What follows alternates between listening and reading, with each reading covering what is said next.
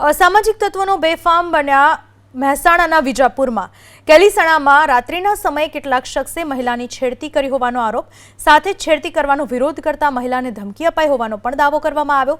હુમલો કરવાના આરોપમાં પ્રવીણ ઠાકોર સહિત 5 શખ્સો સામે પોલીસ ફરિયાદ દાખલ થઈ, જેને લઈને વસઈ પોલીસે તપાસ શરૂ કરી।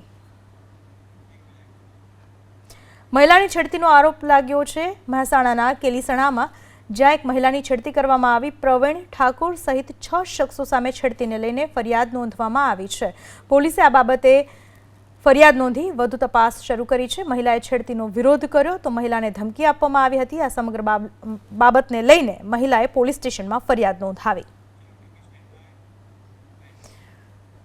વલસાડમાં પોલીસે અપહરણ થયેલી કિશોરીને મુક્ત કરાવી। અસામાજિક તત્વો સામે કાર્યવાહીને લઈને પોલીસે ઘરફોડ ચોરી કરનાર રાજા રમેશ નામના આરોપી પર વોચ રાખી હતી। જો કે લાંબા સમયથી આરોપી પોલીસની નજર બહાર હતો, જેને લઈને પોલીસે તેની શોધખોળ હાથ ધરી। બાતમીના આધારે પોલીસે રાજા રમેશ અને અન્ય એક આરોપીને ઝડપી પાડ્યા, જે બાદ આરોપીના ઘરે તપાસ સમયે પોલીસને કિશોરી મળી।